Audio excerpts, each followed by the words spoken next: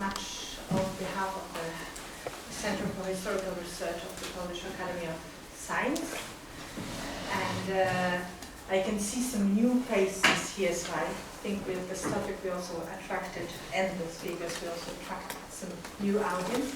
And I'm very honored and happy to be to welcome here or to introduce to you our today's panelists, and many of you will already know them, but just in case you don't, I maybe say a few words about them. Anna Bikont, she studied psychology, but she is a very well-known Polish journalist. She is a columnist of the Polish daily Gazeta Wyborcza, which is the biggest Polish daily today, and she's a writer, and she wrote quite a lot of books about contemporary Polish history. One of her books was, for example, a book about Polish writers towards communism, and another important book she just recently published last year is about Jacek Kuroń, one of the main figures of the political opposition in Poland during communist times. But I think her most famous book, which was also translated into English and also into many other languages, at least in Dutch, I think, and in other languages, is a book which in Polish has the title My Jedwabnego, we call Jedwabne. In English the title is The Crime and the Silence, and it's a book about, you could say, an ethnographic study, could you say, of Jedwabne, which maybe you know it was the town where in July 1941, just after the German invasion, pogrom took place in which the Polish inhabitants murdered their Jewish neighbors. This was a village or a place about which Jan Tomasz Gross wrote about in The Neighbors in 2000. There was a big discussion about this case, and which fostered a big discussion about sort of Jewish-Polish relations during the Second World War. And this is a sort of ethnographic study of this place, how the inhabitants of this place, what they still remember, how they deal with the memory, how they deal with the current situation that this place became infamous, what you can still kind of recover from this story going into their memory. But the kind of actual occasion why we meet here is the publication 2 years ago already of a book by Anna Bikont about Irena Sendler, which was one of the collaborators of the Żegota, the Council for Aid for Jews, and she helped rescuing quite a lot of people, mostly children. And this is a biography of her, and I think more you will learn during the discussions, so I will not tell. And this is Mark Roseman, who is professor at the Indiana University in Bloomington. He's actually a British-American historian, so born in Britain, but now living and working in Great Britain. And he's a specialist, he's professor of Jewish studies, and he is a specialist in, well, Holocaust studies, but also general in German contemporary history. So he wrote a number of books on German contemporary history, including also a book about the reconstructing or recasting of the Ruhr region in the first post-war years, and about the 60s and the revolution of 68 in Germany. Am I right? Well, it was an edited collection on generation conflict from the 18th century through to 68. Okay. So close. Sorry. Then. But the main reason, again, why we invited Mark Roseman to come to our place is his book, A Past in Hiding, which was published already in the 90s. 2000, sorry. In 2000, and which is a book about, again, a Jewish German woman, a German Jewess from Essen, who survived the war in Germany, hiding in different places all over Germany, while the rest of her family was perished in the Holocaust. And I must say, both books I read, when I started reading them, I could not stop till I was finished. I read them through the night. They are both fascinating, and I think there are also quite some similarities between those books. So obviously both are about the history of being rescued and survival during the Holocaust. One is about kind of the location is Germany, the other is occupied Poland. One is written, the kind of main protagonist is a person who was persecuted, a Jewess. In the other book, this sort of, well, we will discuss that, but the main protagonist is, first in the title at least, the person who tried or helped to rescue people. But then there are also, beyond those differences, there are many analogies in the way those stories are narrated, and I think this we would like to discuss today. So, so my first question to you both, also to introduce, and maybe one more important thing to add is that another book by Mark Roseman, which is entitled A Story of Rescue and Resistance in Nazi Germany, will be published in August this year. And it's sort of a sequel to this book, A Past in Hiding, only that it tells the story from, well, so to say, from the perspective of the rescuers. So that might be interesting. And just to introduce also our audience to your books, which they may not know yet. Maybe you could first say, yeah, there are so many rescuers, so many people, survivors. Why, how come that you decided to write exactly about why Sendlerowa, why Marianne Strauss? My intention was not at all to write a book about Irena Sendler. I wanted to write a book, a true story about the children in the time of the Holocaust. So the story of children who perished in the Holocaust. As Jan Tomasz Gross wrote once, all the individual stories of the Holocaust are mostly in some sense false stories, because there are stories with a happy ends, stories of people who survived, and the real stories about the Holocaust is about those who didn't survive. So I thought to write a book about the children who were under the best possible care, but they didn't survive. And the choice of Irena Sendler was obvious, but she had to be only a field conductor,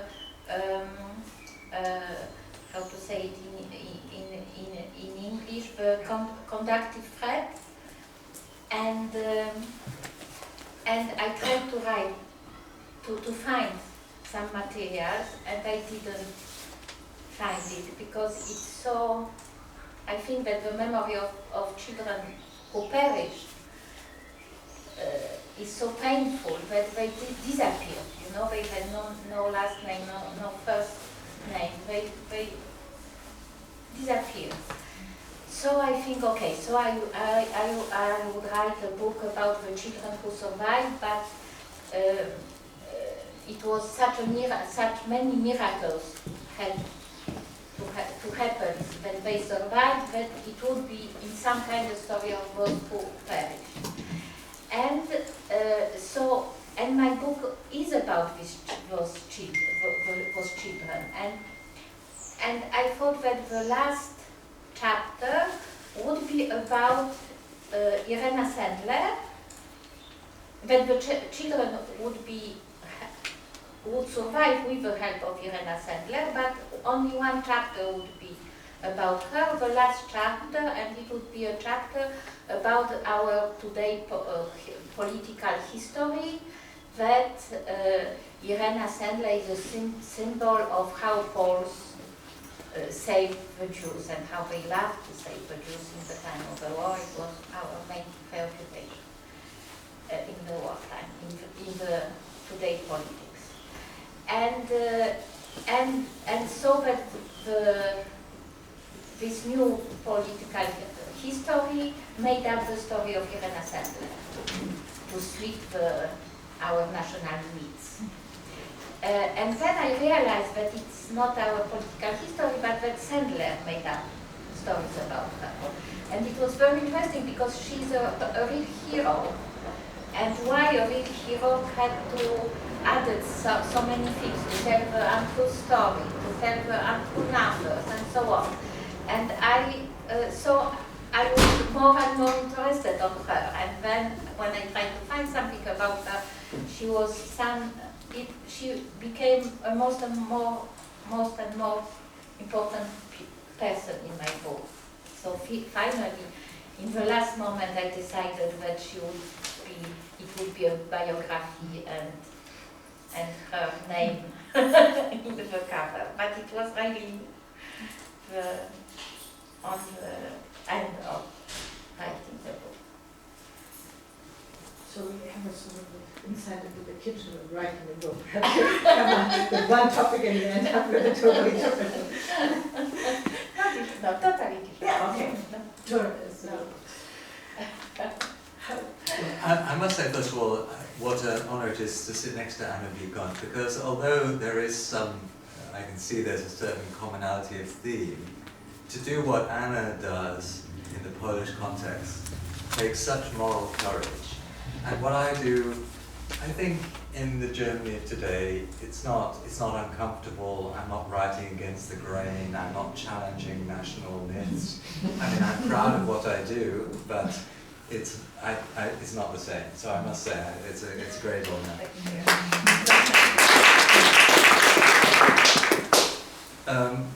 My book was pure serendipity. As Sophia said, my first book was in fact post-war, and I was not a historian of the Holocaust. I worked on post-war reconstruction.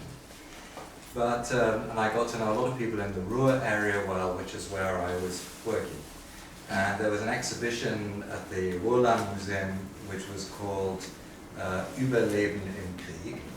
And they were very interested, because I was in the UK, that I should interview a woman who was now living in Liverpool, who had survived living underground in Germany, because they wanted a perspective of somebody who was subject to the double threat of bombing and persecution to break through what otherwise might be a little bit too much self-pitying, they thought, in music. So I interviewed this woman.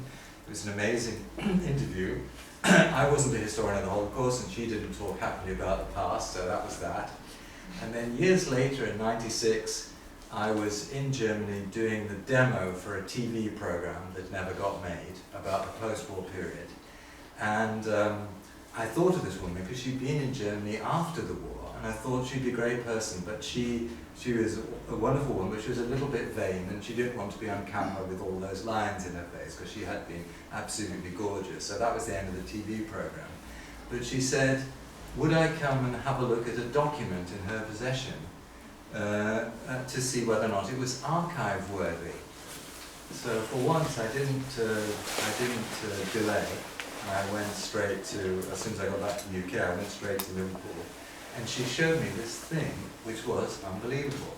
So it's a 17-page letter, pencil written, very neatly written, sent out from a ghetto in Izbica near Lublin, where many German Jews had been sent in 1942, at a period when they were being deported. This was an April 42 deportation from Düsseldorf, and they were being deported, but not yet murdered immediately. And she said that an SS man who had been friendly had gone to visit her fiancé there and had brought this letter back to Essen. So this A, didn't sound possible, and B, there was something in my hands that was incredible. So that was the start. And then her son joined us for lunch, and he said, would I write the story of his mother? and because it turned out he knew nothing about her past because she never talked about it, but he thought that perhaps she would talk to a historian. And so over lunch, this started, and they thought it was going to take 3 months, and about 6 months later she died, and just after she died, I started to find the amazing documents around her life, and the most amazing ones were in her attic, which she never told anybody about. And as her son was winding up the house, there was just more and more amazing paper coming out, including a diary that she kept while she was on the run. So this book found me, I didn't find it at all. And I became a historian of the Holocaust, which I hadn't been before. I must say this is really amazing. When I read it, I already told Mark Roseman that I had to go back to the bibliography and to the Footnotes, footnotes and check, because I know that must be a fake. It can't be. How could he found such documents? No, it's not. Also, you read it like novels, so you think, well, maybe here's something. So that's really.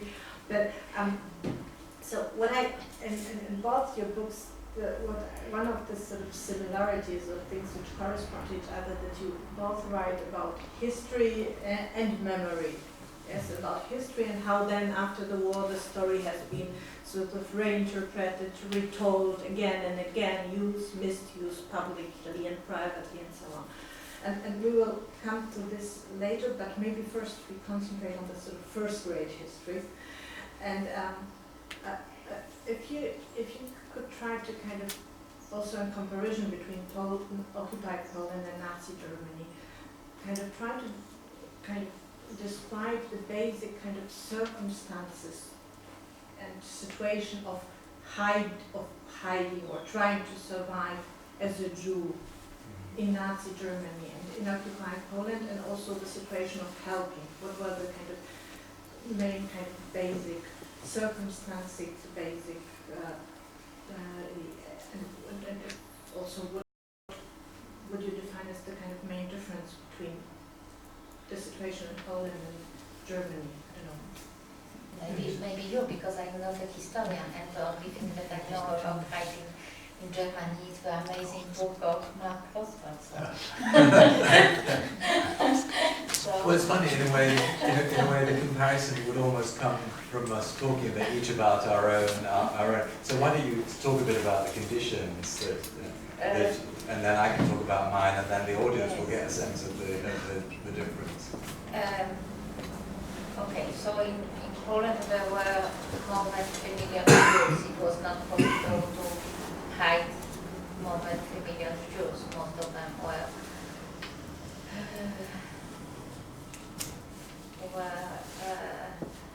had to perish, and especially I don't know how many, but I think that 85% of Polish Jews were Yiddish-speaking people with no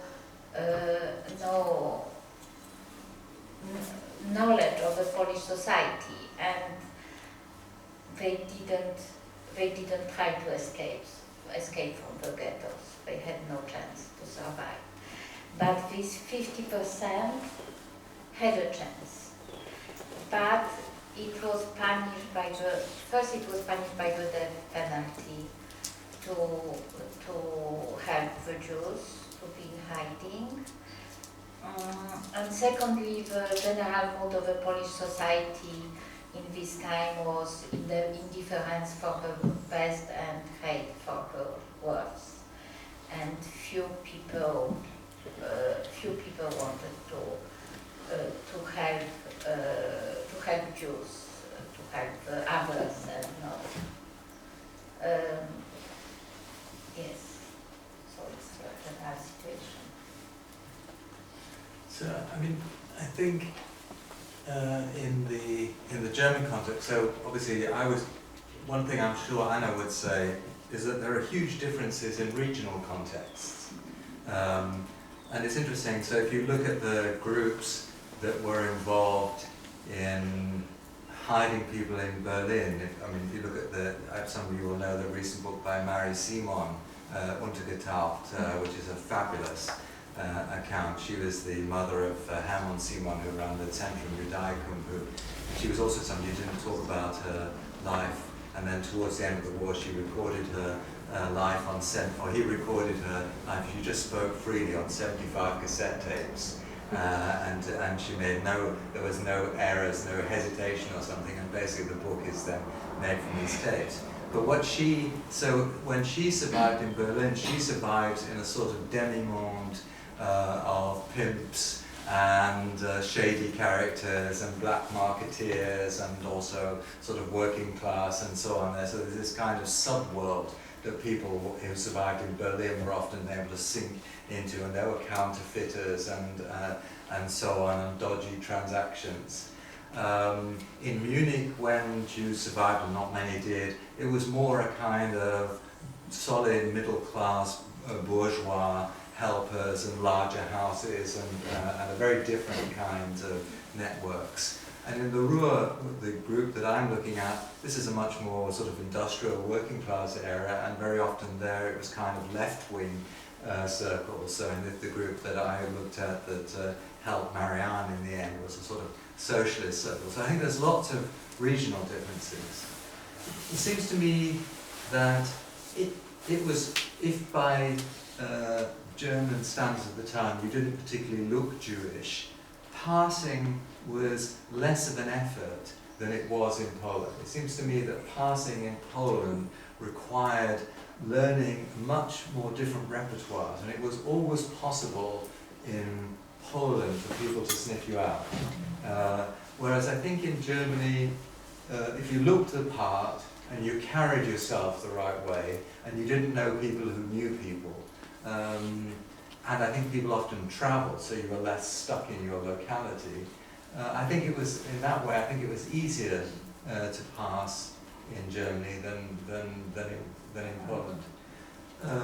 Poland was a society in an extreme state of massive violence, of massive shortages, of an incredibly repressive state, of enormous fear, of huge internal tensions.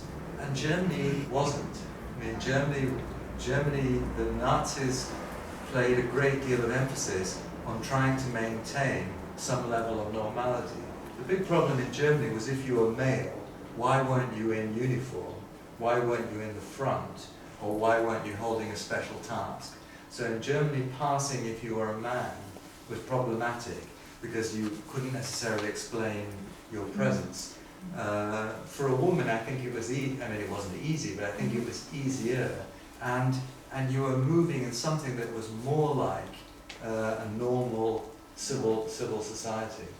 Yes, you are right, but because also the brutalization of life in Poland were extreme. In the Polish small towns and villages, people saw the Jews who were humiliated, beaten and killed. And it was an example. And there are a lot of cases of civilians who killed Jews in the wartime. I don't know if you have cases of civilians who killed Jews in hiding in Germany. No, at the death marches you have civilians getting involved in killings. But I don't know of cases of people being killed in hiding. And in Poland, now the new work of the Center for the Holocaust Studies, based in Warsaw, it shows that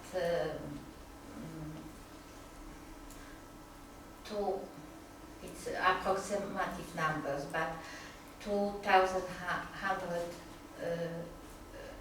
Jews tried to be in hiding, and most of them were denunciated or killed by Poles. And there are horrible numbers. One more specific historical question, because in Poland it's always also this political historical debate. It's always present. Yeah, it's also an extraordinary situation that in Poland you have this death penalty for helping Jews, not only for the person who helped, but for the whole family, which is really a fact that you have cases where the whole family perished. But how was it in Germany? Yes, What was the threat of, what risk did you take helping Jews? Not the same.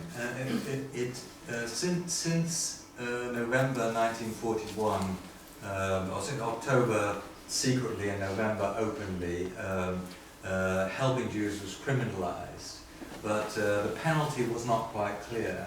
And there's a relatively small number of people who actually killed for helping Jews. You couldn't, I mean, some were, but it wasn't necessarily. So you were running serious risks, but the risks are not as great in Poland, and certainly there weren't cases of whole families being killed. So you don't have the same kind of pressure or pressure on a whole community for the local village leader or whatever, as you do in Poland, to actually report if you see something, because if you don't report, you're going to be held responsible. That kind of chain of retribution that you get in Poland, you don't get the equivalent in Germany. You can, because you also, the context is also obviously anti-Semitism. When I read your book, because you tell also a lot of stories, sort of, it starts in the 30s, yes? And what happens in the 30s before the war starts. And I was wondering, there was this book by, or the memoirs by Marcel Ranitzky, who is in Germany, yes, or was a figure. And then when I read his memoirs, I remember that I was shocked in a way by one thing. He and his family were expelled from this Poland Aktion in 1938 from Germany to Poland. And I remember that, I read it quite some time ago, but I remember that I was a bit shocked that he sort of describes first this kind of fantastic world of the German school where he went and everybody was so friendly and so on, and this all happens in the 30s, and then he comes to Poland and he is shocked by Polish anti-Semitism. And I thought, okay, Polish Semitism, I know, but in this context, when you compare it to Germany, is it not sort of strange? Didn't he miss something? And you describe a bit how you sort of try to reconstruct what it meant for a young, she was, how, 17 or at that age more or less? Yeah, she was born in 1923. So she just moves into the Lyceum when the Nazi regime comes to power. So you try to reconstruct what it meant for a Jewish girl and teenager to live in Nazi Germany. And I found it also fascinating, not only what you described, but also the way how you sort of show the workshop of the kitchen of how you work, like how difficult in a way just to really reconstruct it and have the truth, how it was. Because, and would you tell something more about that? Sure. So in this book, I don't write it quite like a conventional history book. I guess it's a bit more like a journalist in that I describe my encounters trying to... I should say that the German title is in einem unbewachten Augenblick, if people are looking for it in German. But I tried to describe the process by which, through interviews, through archive findings and so on, I uncovered the story. And one of the things that was fascinating was that I was able to encounter quite a few people who'd been either at Marianne's own school or at school in Essen at the same time. So some of these were non-Jewish German pupils who'd been in her class and who remembered her. Some of them were fellow Jewish pupils who are now in Israel, and so were looking back from Israel. And this was fascinating because it seemed to me that there were three different things going on. One, in terms of how people perceived things. One was, it depended a little bit on what kind of a person you were, how you got treated. So, you know, the young, sporty, cheerful, look after himself Jewish boy doesn't necessarily experience that much issue in the 30s. The fat Jewish girl in the playground is having a terrible time. then, so that's the sort of objective differences in how people are treated because of the way that kids treat each other. The second one is how people at the time make sense of what's going on. So for example, some children came already with a very mature understanding that the regime was imposing a certain kind of framework, and so that if school children didn't sit next to them on the bench, that didn't necessarily mean that those school children were terribly hostile to them, but it meant that they understood that those were the rules and they didn't. So you could have that mental framework which kept you feeling maybe a little bit isolated but reasonably sane and not necessarily paranoid in this. Or you might feel, in fact, that be very conscious of the personal animus and the buy-in of those around you and read it as much more hostile. So that was the second thing. And then the third thing was, what was the vantage point you were looking back from now I was speaking to you? So one of the interesting things was that at Marianne's school, the non-Jewish pupils had, after the war, formed a memory community that their school had been anti-Nazi, and there were some teachers who are known to being supporters of the Bekennende Kirche, and so this story rapidly established itself that the school had been a sort of persecution-free zone, and so they lived reasonably comfortably with that memory. Then the Jewish children I met in Israel, a lot of them had this sense of what they remembered was being part of the Zionist youth group. When we were together, we were free.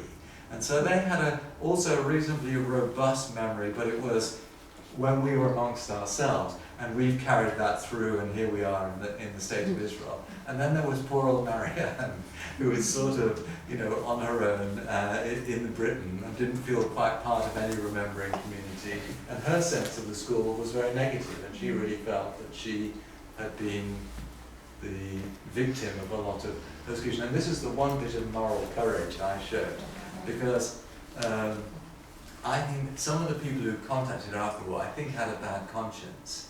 But they didn't know that they had a bad conscience. And so, in one case in particular, you start, this is the sort of heimtückische thing of the oral interview, you start with the open phase when you have secret knowledge. You're doing it all the time in your book. and then gradually, and at the end you have to have that moment saying, well, Marianne said that you were one of her greatest tormentors. And it's very hard because, you think, well, who am I to bring to this poor woman in her 70s suddenly this point in her life that she's told that she was the größte Peiniger, but on the other hand, who am I to withhold this truth? So there's this kind of very peculiar moral moment where I felt, on the one hand, yes, nailed it, and then afterwards I felt very guilty. I thought, this is not my fight. Who am I to?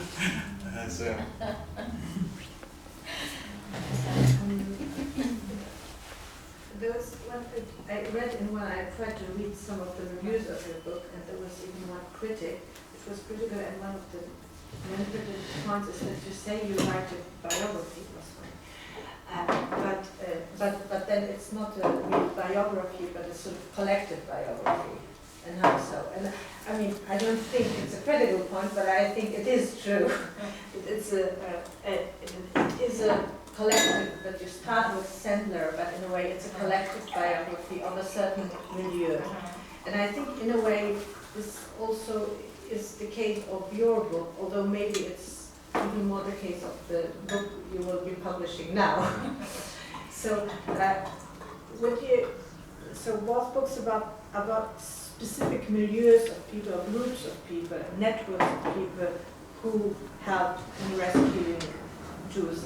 Could you both tell something about those networks, about those groups? Yes, so the milieu of Irena Sendler, who was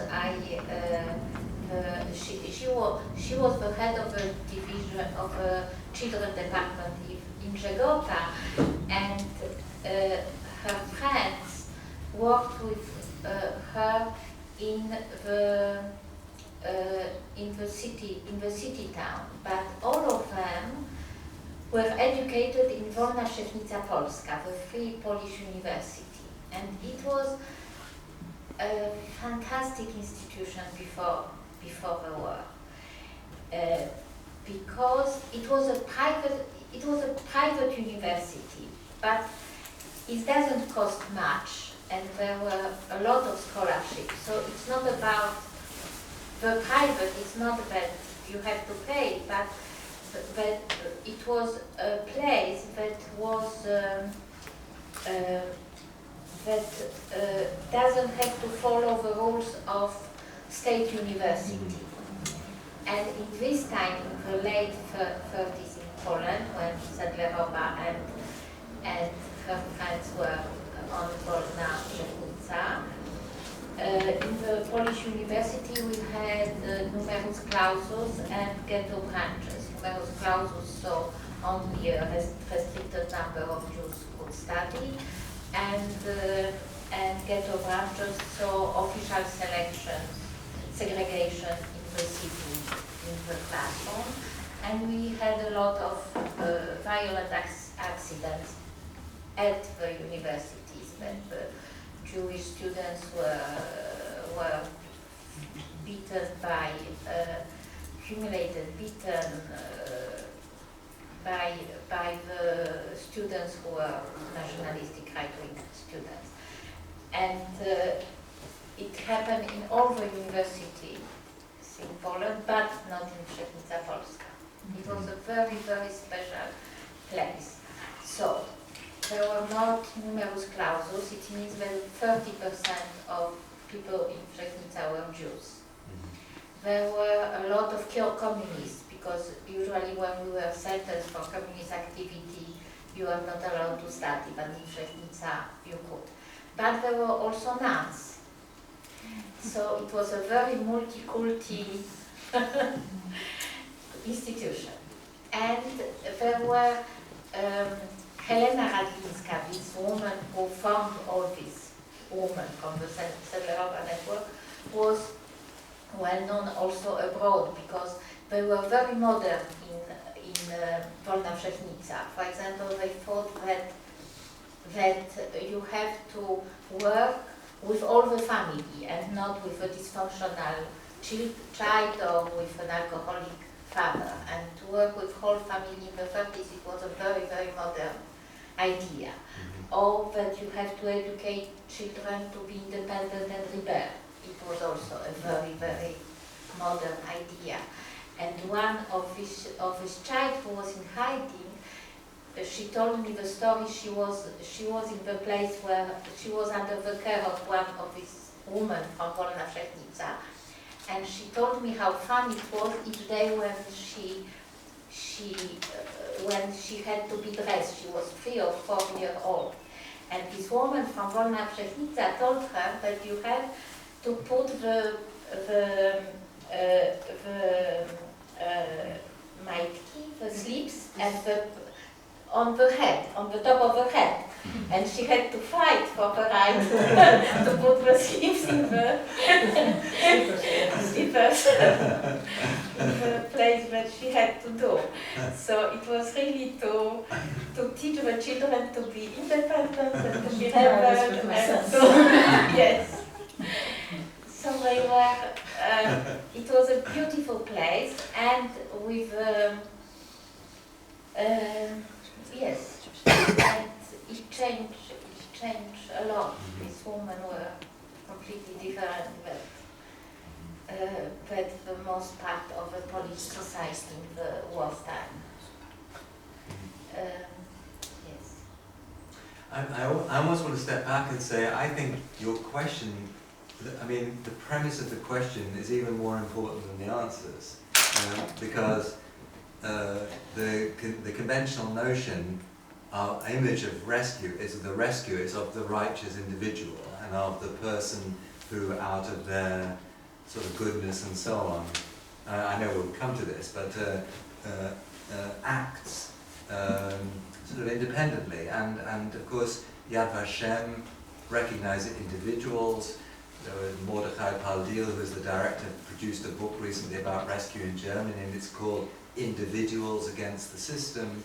And a lot of literature by psychologists and ethicists is about the quality of the individual. So all that you would think would make the media or the network irrelevant. So once we start talking about medias and networks, then it's clear that we have a different approach, because we're saying that in fact what often works is not just, and sometimes not even, the individual motive or the individual psyche, but it's a set of connections, it's an environment, it's a set of accidental meetings or whatever it is. And so I think that's key.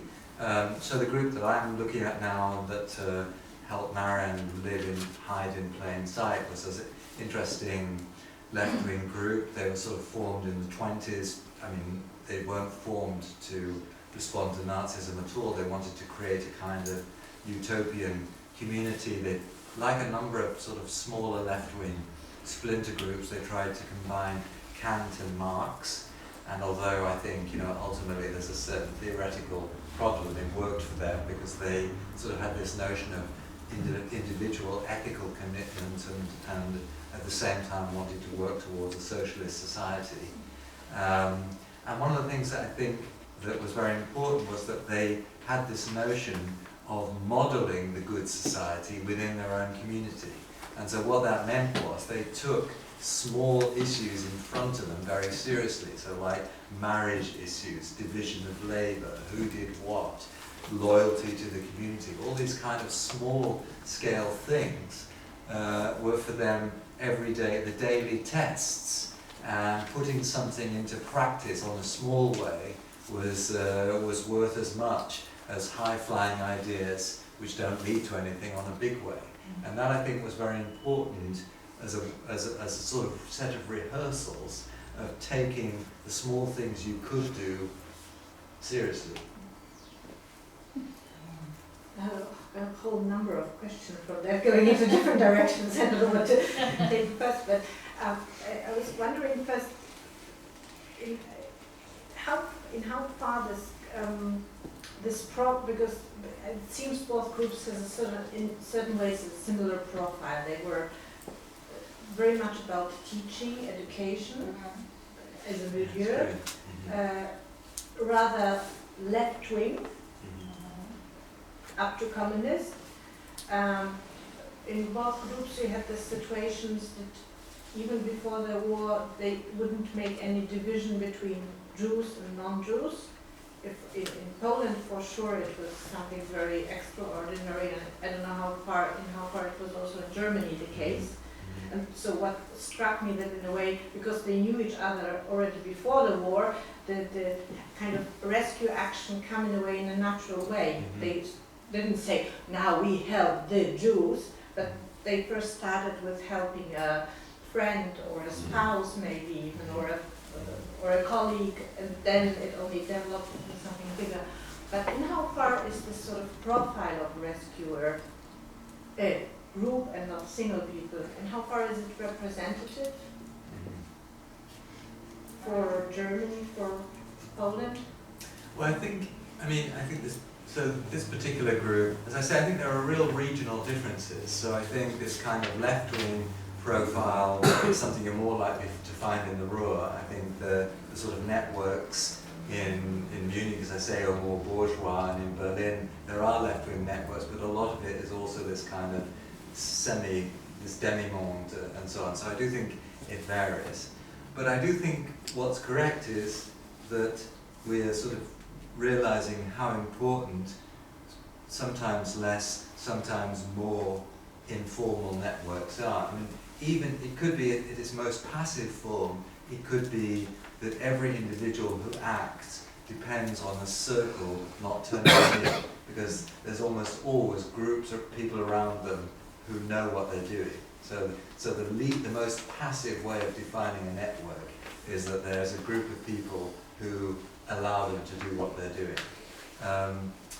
It's been estimated that everybody who survives living underground in Germany is helped by at least 8 people. I mean, the figures vary, but so in other words, so that's the second way of thinking about it, that there's a chain. So it may not be a particularly tight network, but there will be a chain of people, because it's due to bombing out or risks or change of circumstances or losing your nerve or whatever it is.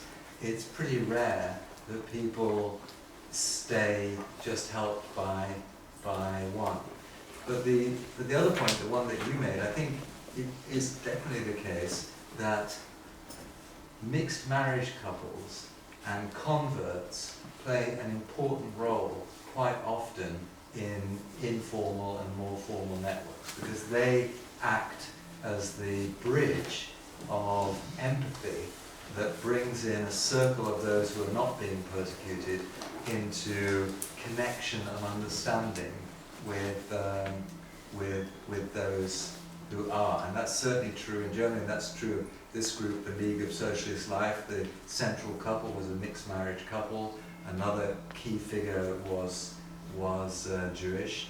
And in the Kaufmann-Gruppe here in Berlin, which is an important network, converts play an important role in that. Otto Weid, I think, was helped by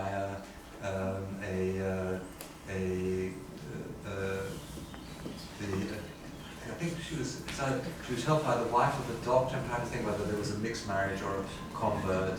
And I know in Holland, areas where there were lots of converts were areas where the chances of rescue were higher. So I think that's an important part of many stories. Of course, not all, but I think it's quite common. I was wondering if this is also, because obviously this is a network, but in Poland also some historians would say for rescuing one Jew you needed a number of boats, which also leads to sort of, it helps to inflate the number of the righteous, yes, because then you say if so many people were saved, we had 3 times or 8 times as many righteous, obviously. But is it not so that in Poland you had one of those networks, which were probably not so few, but you had also those single, very sort of isolated rescuers in the countryside? Yes. Sendlerova wrote in the testimony for when I found in the archives of Kibbutz Lochamei HaGetaot, of the Kibbutz of Ghetto fighters in Israel, that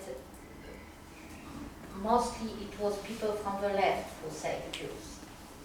But it's not true. It's true in the milieu of Sendlerova, but it could be true because the left and the communist and the other leftist parties were very weak before the war, and in the countryside, and many Jews were saved in the countryside. There were almost no communists and no. But certain, for sure, the number of people, of communists and of people from left who saved the Jews was unproportional to the number of people from the left side.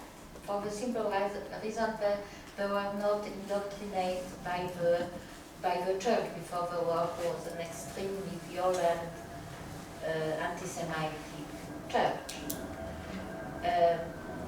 But it's very difficult. There are some books about who were the rescuers, but the only thing that you have find in common that there were outsiders in the society. There were different outsiders, but for example, the poorest people in the village who had a very bad position in the village because they were extremely poor. It was the case of Antonina Wyszkowska, the woman who saved 7 Jews in Jedwabne. Or there were Poles in the place that more of people were Ukrainians. Or there were one Ukrainian family in a Polish town and they saved the Jews, or Belarusian family.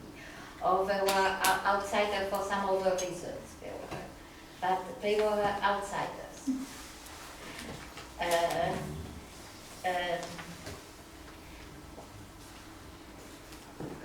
In Poland also we have another situation, I think, that in Germany, because most of the help was a paid help. the people paid to be in hiding. Which was not the case in Germany, I understand. Or, It's mixed. I mean, Mary Simon, a lot of people wanted something from her. Sometimes it was money, sometimes it was sex. So her account is not at all selfless. But I think it's less. I think it's less key. After all, in Germany, the key was rations, and so you really need to have somebody who was willing to share rations or had some means of producing food. Money wasn't so useful in Germany.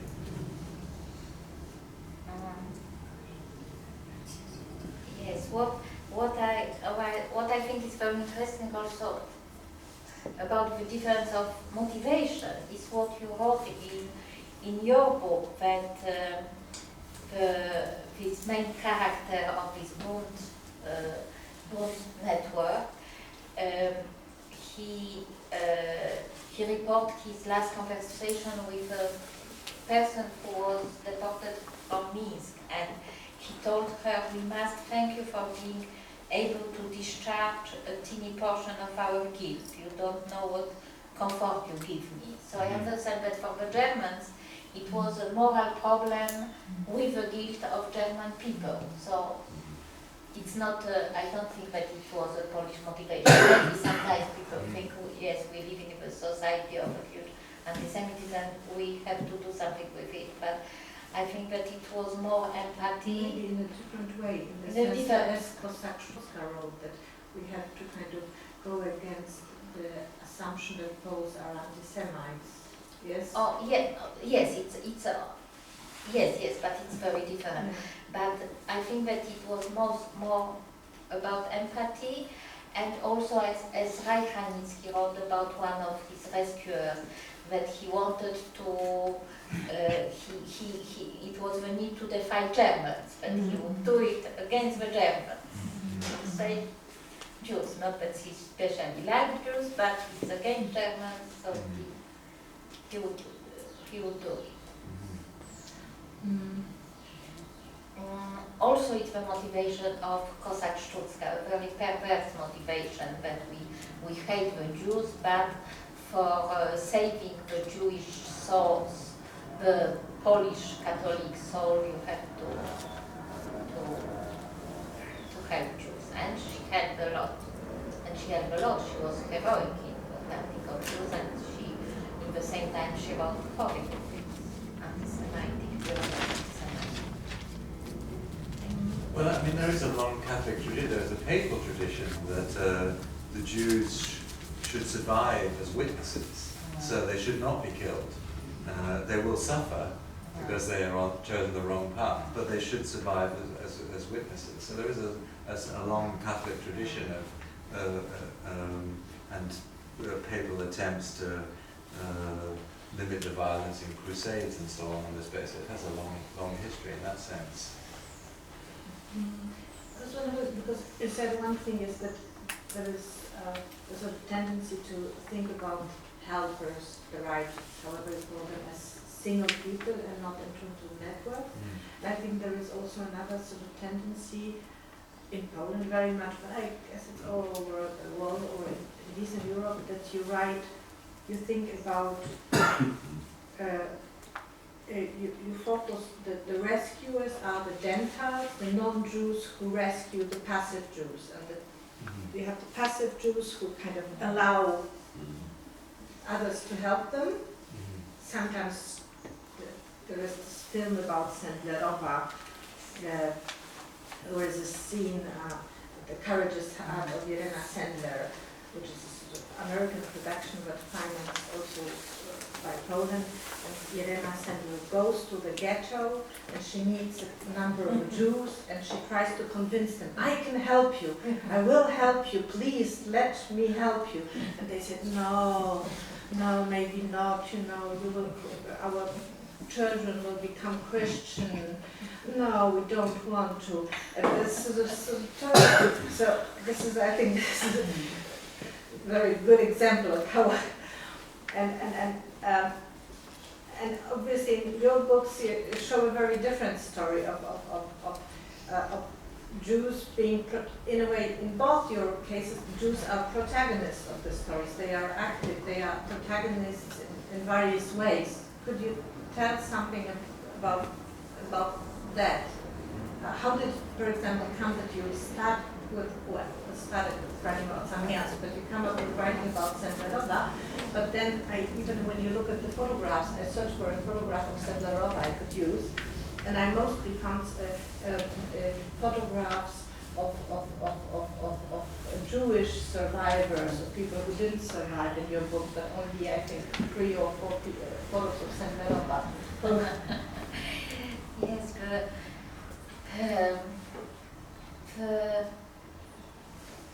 the number of Jews who were saved by Jews is just incredible. Incredible. The network of Jews who saved other Jews is something that it's the history that has not been written. Now I push the Center of Holocaust Study in Warsaw to publish something about it, and I hope that they will start the research because it's really something exceptional. There were a lot of Jewish network to help other Jews. Żegota was a Polish Jewish organization, and it's difficult to say if most of the people were Jewish, but a big number of people in Żegota were Jewish, and there were networks only Jewish. For example, the network for the lawyers organized by Henryk Grudziński. It was 400 people and who helped themselves, and he helped them by Żegota, but they were only Jews in this network. And also I have a woman in my book who was a friend of Sendlerowa, and she had one daughter who was a Jewish woman, and this daughter was 2 or 3 years old. And she took care also of 4 Jewish children that were not specially, she didn't know the parents before the war. And she risked the life of her own child for those 4 children, and she escaped with them. She was hiding with them, and there are a lot of. And when you read the testimonies of Jews, there were always other Jews who knew. When you were in hiding, you always knew where other Jews were in hiding. You know, in forest and in some people houses, and if something happened, they came to these places where other Jews were hiding, and they helped them. More, not always, but very often.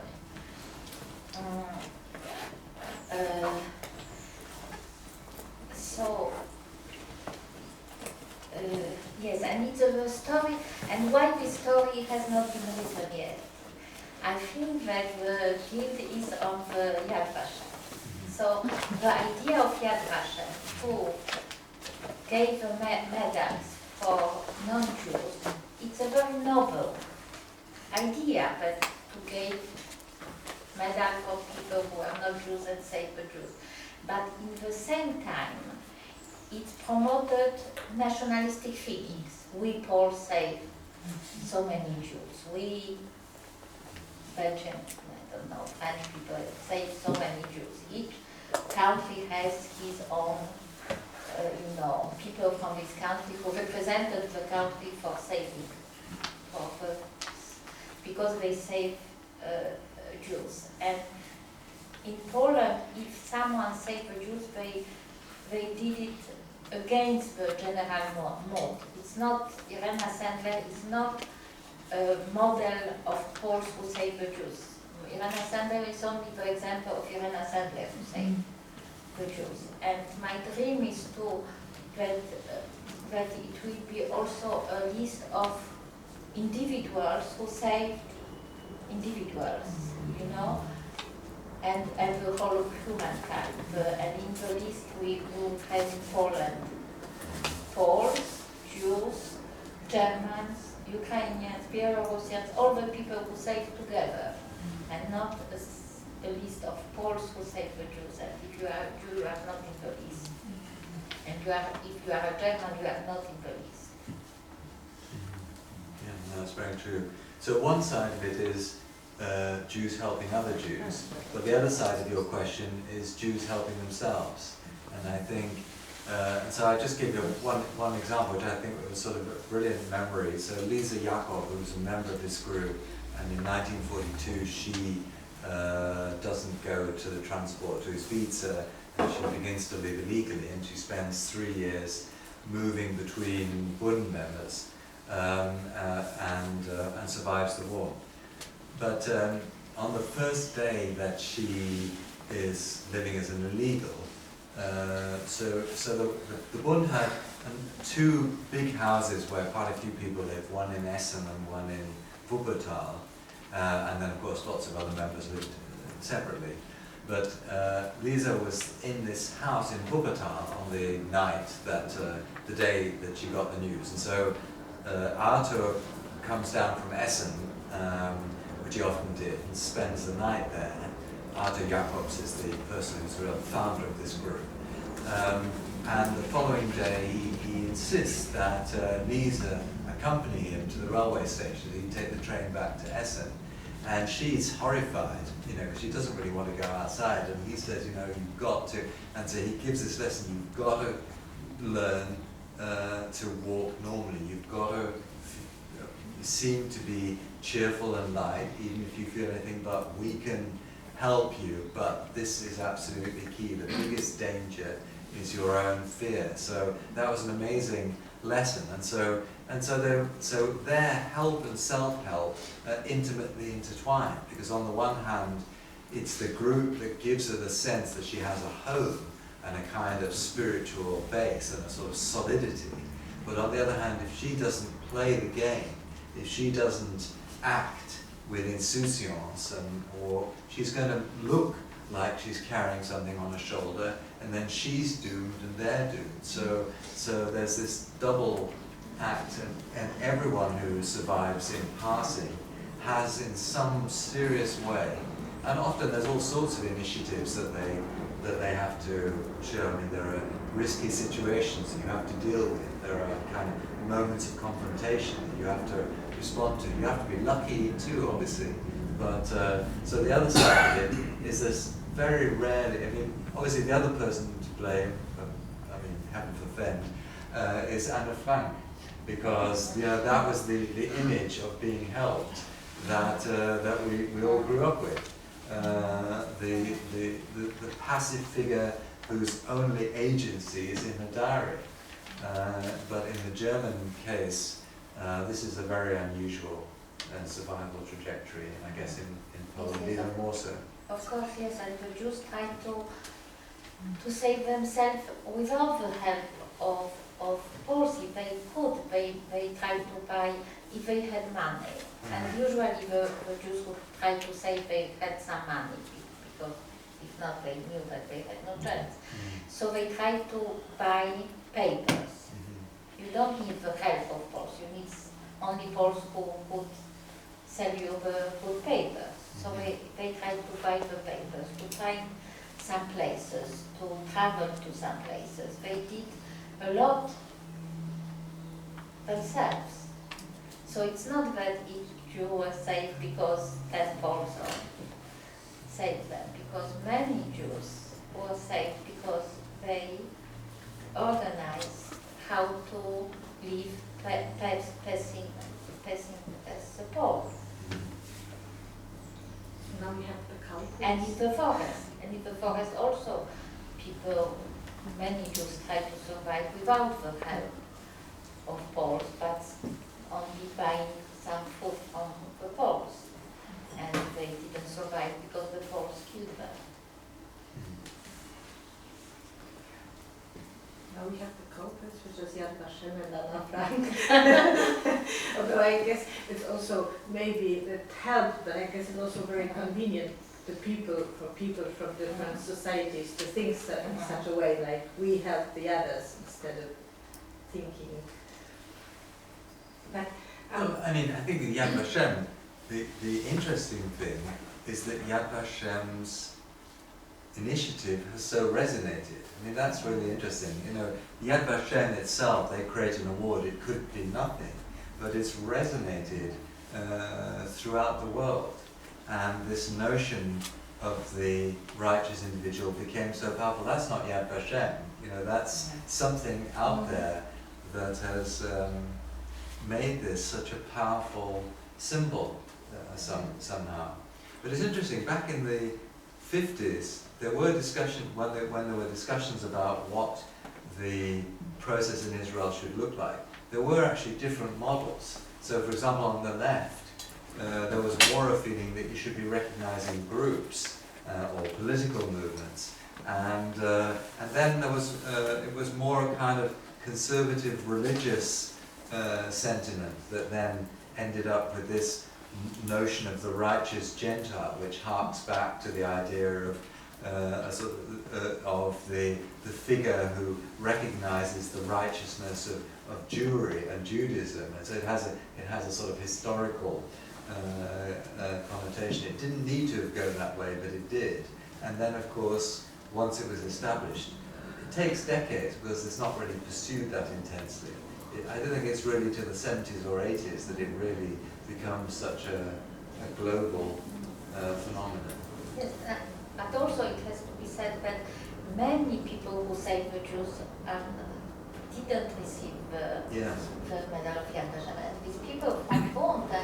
It's really a shame that they... Well, they have now. And since the book came out, I did pursue it, and some of a number of the people who were named by Marianne and Lisa in their application were then recognized. They had all died, but their children were able to see that. But the interesting thing was, and that for me is, a lot of Bund members weren't in there, and they're recognized as individuals. I mean, the Yad Vashem narrative mentions the Bund, but in the end, the way that the group worked and the group's philosophy is kind of lost. And instead what you have is a set of individuals who happen to have been in it. So it's great that they did it, but it slightly misses the reality, at least of how they understood themselves.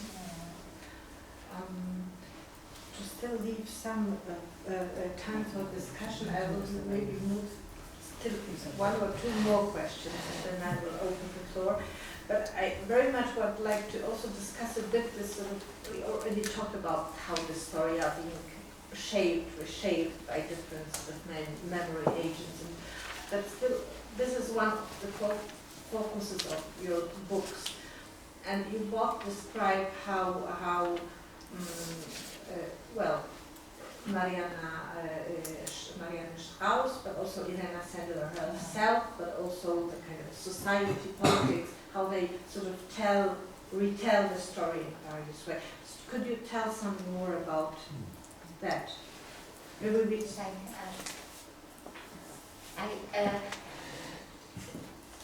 yes, so Marianna, she retell the story, and you did a very very complicated, subtle analysis how she did it. But with Irena Sendler, I don't need to do a subtle analysis because it's obvious how she did it. She embellished the story, she amplified her role, and she sentimentalized the Holocaust. And she sentimentalized the Holocaust like many, Jews, Poles, Americans. It's a general conception, but it's so difficult that it's better to tell untrue but story that you have cried after this. But it's not very sad, but it's very, I don't like it. But because what do you mean by sentimentalized, that all the stories about Irena Sendler are untrue stories, because there are stories how she took a child, she put her hand in his hand, and she came by the ghetto gate to the other side, but she didn't do it at all. She was an organizer of help in the Aryan side, or the most well-known story about Irena Sendler, and it's the story in all the possible. There are, hundreds of articles. I don't know, tens of books about Irena Sendler, features with documentary films, comics, and this story is always in all these books, document stories and so on. It's the story that she drives to the ghetto on an ambulance with a German shepherd with the car, and as they leave, the driver slams his foot on the dog's paw, so the dog's barked, and so the German soldier didn't hear the cry of the children, of the babies who were hiding in the box, in the wooden box, and in this way she saved children. But it's a completely untrue and impossible story. And first, it was not very difficult to go away from the ghetto. The problem was how to be invited in the Aryan side. And she was a fantastic organizer of a very good network with financial help, with doctors, with changing apartment after denunciations. But this is not so, sentimental story. Maybe she was a good storyteller. She knew how to make it. Yes, and also, but with Sendlerova, because she became our national hero. And it was the answer to the Jan Gross book that Jan Gross book in the book who revolutionized our thinking about the story of Polish-Jewish relations in the Holocaust.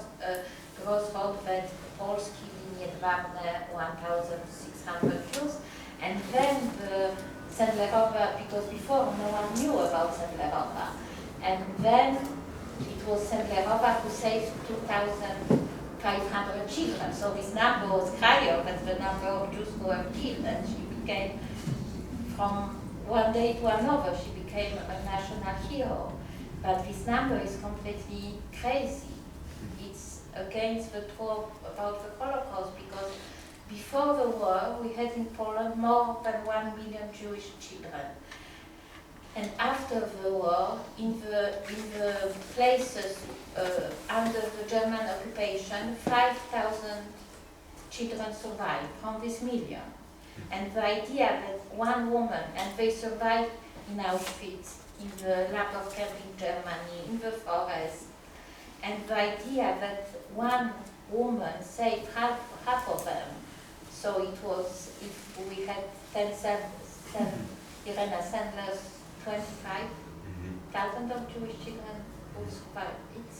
It's crazy, but it was the number who create, a good story.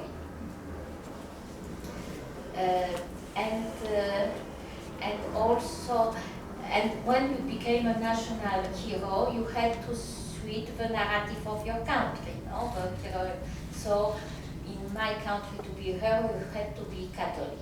So in all the books, films, etc., Sendler was a Catholic, and she was not a Catholic at all. She was a leftist person, had nothing to do with the church. And also, for example, in our narrative now, it's very good to be persecuted as much in the Gestapo that by the communist police. So in these stories of Sendlerova, she was persecuted in the communist time, but really persecuted, that she was beaten and she had and her child died because of a beating. And in the Stalinist time, she was the chief of the Welfare Commission in the Central Committee of Poland. She was a very high communist. And it was completely hidden in the history of Sendlerova. She was always against the communists because we know our nation that only Jews were communists and all the Catholic nation were against the communists.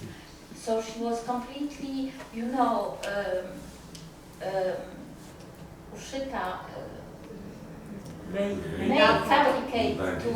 fabricate to suit our needs.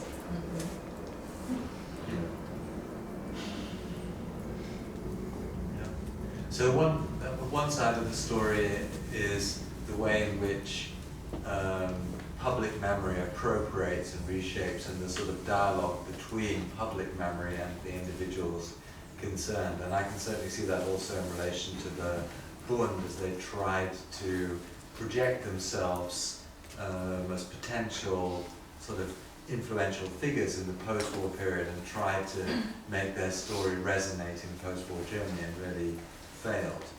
I think there's also, and that's implicit in what you were saying, there's also the thing that actually helping often involve such difficult choices and such morally difficult maneuvers that any story that you tell that really reflects your actions is going to be quite a hard story to deal with. For example, it's true of every helper that they had not to help more times than they helped. What stands out is that sometimes they helped, but more often than not they didn't help. I mean, it would be impossible for somebody not to do that, but their overwhelming experience is, I didn't help, and sometimes they did. Now, this is no critique, but the true story of their experience is again and again and again not being able to help. The other side of it, and this was the other side of sort of memory adjustment, is not adapting to outside, but the pain of what's inside and how you cope with that. And that was the thing that for Marianne, so Marianne's trajectory was that she was able to survive. Her family had a sort of high-level protection until 1943.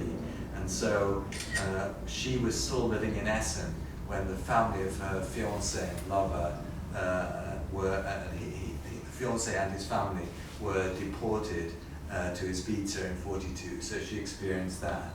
And then the family's protection fell through, and the rest of her family were deported to Theresienstadt and then on to Auschwitz and murdered. And at that point she went on the run and was protected by this group that we've been talking about, this Bund Gemeinschaft für Sozialistisches Leben, which was this group in the Ruhr. And so for Marianne, the absolutely traumatic things were letting her loved ones go. Those were the utterly impossible moments to live with. And one of the things that I trace through in the book is that she had told me while she was alive that on the night that her fiancé was deported, that he and the family were in this central area where Jews were collected, and she spent the night with him, pleading with him to make a run for it, and then he didn't, and he went off with his family. And then after she died, when I started to work through all his papers, I found letters that he had sent her just before they were leaving and after they left. And it was clear that the night before his departure, he was still in the family apartment, or in the apartment they'd been assigned to, and she wasn't with him because he was writing a card to her about it. She'd been there earlier in the day, but that night she wasn't with him, so neither part of the story was true.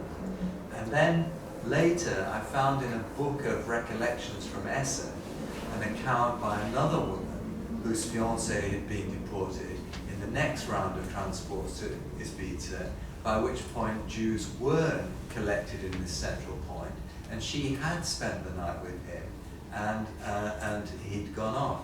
But I had no reason to think that Marianne had read this book. But then I found that the woman who told the story had actually been staying with Marianne's family in the months after this, so that then I realized that they'd known each other, And clearly happened was that this woman had told a story, and at some point it had become Marianne's story. And I'm quite certain when she told me it, she thought it was her. So for me, that was an incredibly moving way of capturing the weight of memory. This small shift. That really, what difference did it make, and what power would she have had? But she wanted to go that extra mile. So that's the other side of it, which is this rearranging the past so that it's sort of copable. And I think sometimes it's not so much that the new version is easier to wear than the older one. It's just that at some point in your psyche, you know this isn't quite how it happened, and it's that slight gap from the real. At some point, this slight gap from the real experience that makes the retelling slightly more bearable. But I mean, I'm speculating. You're the psychologist. That was just the last question before we open the floor.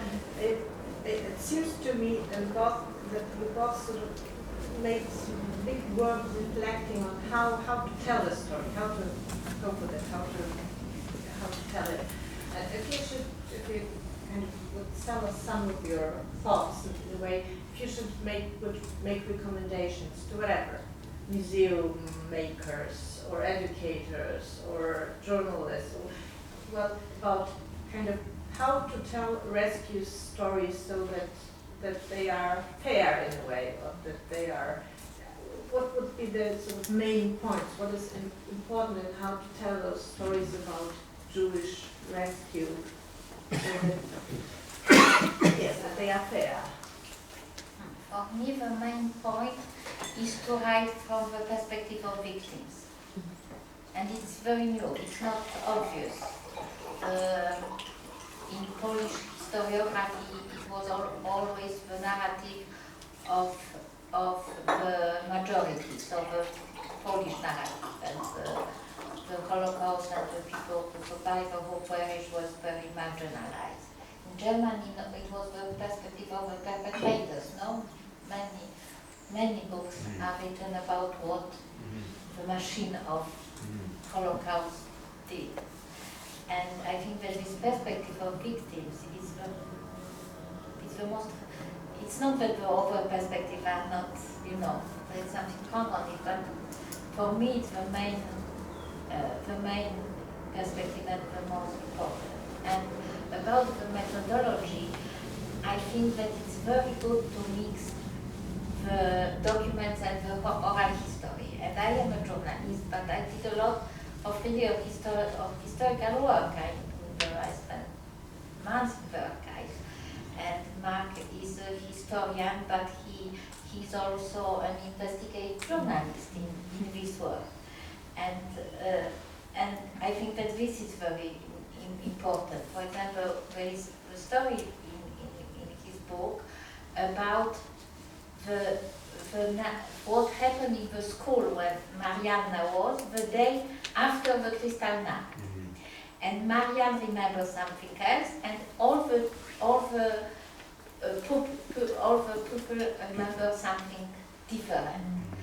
And I think that this memory of what they remember, it told us more about what happened in Germany in this time than documents about Kristallnacht. It's really something that you understand what really happened and what is the, so yes, to talk with people and to see documents at the same time. So, recommendation. Well, if it was my American editors talking, the advice that she would say is cut 2 chapters. Don't make it too long. I mean, I think the key thing to get, obviously, any suggestion that you give is at a certain moment of where is the literature now. I mean, the advice that or where is thinking now in 10 years, in 20 years, you will say very different things because you'll be trying to steer the narrative in a different way. So thinking where we are now, I think the big thing that I would want to get over is that rescue is the whole notion of rescue and the way we tell it is very retrospective. We start off with the sense that some people have survived, and so then we want to know, well, how were they helped? And that's where rescue comes in. It sort of goes from the outcome backwards. Whereas I think it's a bit like reversing the advice of Kierkegaard. You know, it's to say you have to live life forward, but you can only understand it backwards. In a way, it's the other way around. You can only understand this if you actually live it forward with the protagonist. And it's rare. There isn't one rescue. There isn't a sort of raging river that you're just dragging from, and now they're outside on the riverbank. It's a series of steps. Most people's trajectories is a chain. They help themselves. Somebody does this, they get that, then they're exposed to a risk, they move there, somebody helps. And your gestures of help are often of short duration. You don't know exactly, you can't quite calculate the risk, you can't quite calculate the consequence for the person. You take them in your barn for a day, and maybe it works out that they're actually there 9 months later, but probably it doesn't. You don't know what it is. So you have to, I think, tell the story experientially, and so from the vantage point of what did people do in the day, and actually in a way break up this notion of rescue, because I think in some ways, whilst it alerts us to the outcome, it's not helpful in thinking about what choices and experiences are on a day-by-day basis.